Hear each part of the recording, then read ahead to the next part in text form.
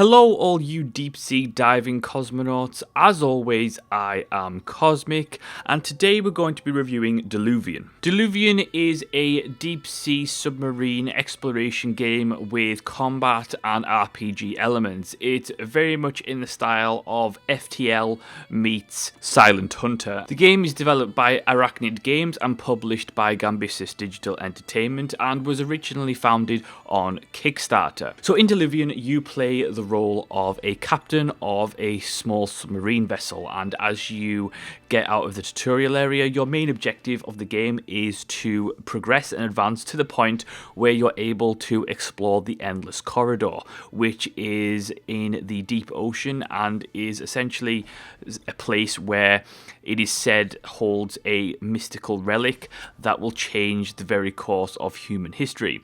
The game is set in a world where that has experienced an apocalyptic event, and so the entire world is now engulfed in water, and the human race survives in various hubs and submarines and towns, underwater cities. That it really does evoke a fantastic atmosphere for the entirety of the game. I have to say that one of Diluvion's strong points is its narrative, is its world design, because the game really does evoke a fantastic atmosphere.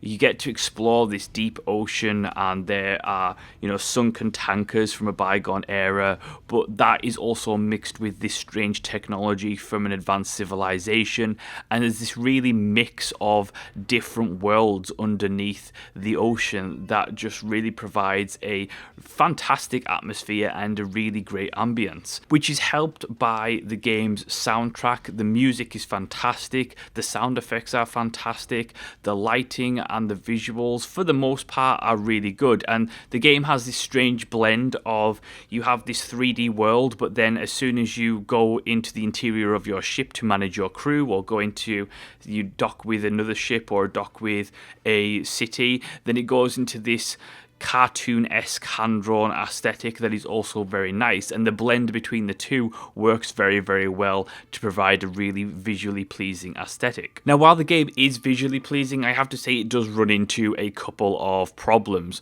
First of all, the camera.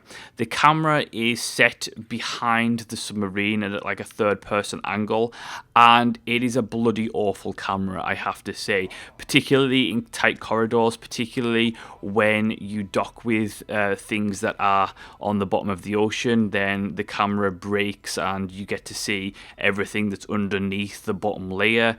It's difficult to turn the camera. It's just unwieldy overall, and I have to say I really did not like the camera at all. And yes, there is an FOV slider, but there's also a nice bug in the game that keeps resetting the FOV slider, which is really bloody annoying. And that is very much indicative of the majority of the game. While it is a great game that gets many things extremely right and executes things extremely well, you have a consistent problem of having minor hiccups and bugs in this game. So you're talking about poor clunky controls, you're talking about menus not appearing, you're talking about when you're docked and you go into the 2D perspective of a town or city that the camera just doesn't control well, or the characters will keep repeating several dialogue lines over and over even though you've already passed that section, and the whole thing becomes just really let down by its overall polish. And I think that is a real shame, because ultimately it is a fun, really interesting game. We don't get many submarine games. We get even less submarine games that have RPG mechanics, and I have to say that in terms of the core mechanics of the game, I really enjoyed Diluvion a hell of a lot. I really liked being able to upgrade my ship, purchase new submarines. I really liked, being able to hire new crew, put them into various sections of the ship that will then give you benefits to certain areas. The combat was a lot of fun. The controls did let the combat down because I still find them a little bit clunky, and while there does need to be a certain amount of clunkiness to a submarine game because you have to account for, the drift and the fact that a submarine isn't going to handle like a fighter jet, and nor do I expect it to. However, the camera lets it down, the controls let it down, especially when you have a game that's core combat is inspired by games like FTL, by games like Dark Souls, where you have a very limited amount of health. You have a variety of enemies that of all different loadouts, all different weaponry, and you have to take on enemies carefully. You can't just take on several enemies at a time. You have to think about your tactics. You have to think about what kind of ship you're facing. You have to think about your armaments. You have to think about what resources you have available and take on enemies tactically. It is very much let down by the fact that you have an awful camera and clunky controls. That's not to say that it completely ruins the combat experience, because I really did enjoy the combat. I enjoyed firing torpedoes. I enjoyed shooting my turrets at things and seeing bits of the ships fall off. I enjoyed intercepting torpedoes that were fired at me. It was a great experience, and it was challenging, and it was tense, and it was engaging. But there was just minor problems that are consistently problematic throughout this game that really does let it down. Not to mention the fact that you also have resource management. So you have to, consistently replenish your air supply. You have to feed your crew. You have to have enough ammo to actually take part in combat.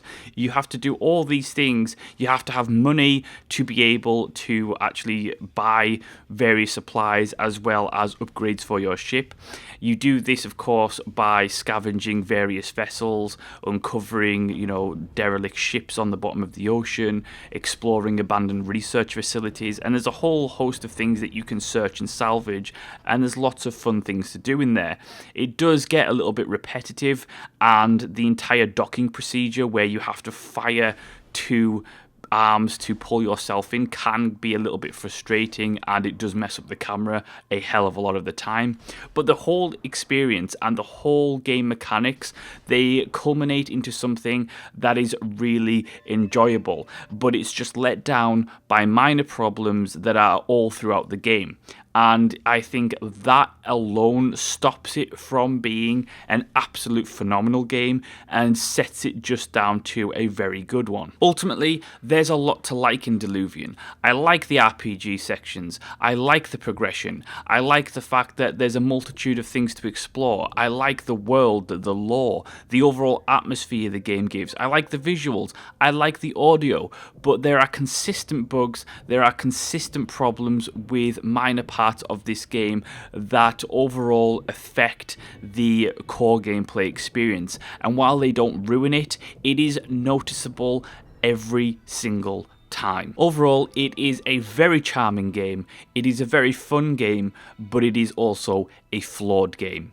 I certainly recommend it to people. For $20, you're getting a really fun, interesting experience. And yes, it's certainly not perfect by any stretch of the imagination, and it definitely will not be for everybody, but I think people who enjoy games like FTL, they enjoy difficult games, they enjoy games that have a great atmosphere and an interesting world to explore, and for people who just want a bloody submarine game, this is the perfect choice for you. It is certainly flawed, it's got its problems, but overall I think that what the developers have created here is a very charming game that has a lot of great mechanics in it, and I certainly hope that the developers patch out a lot of the bugs in the upcoming weeks.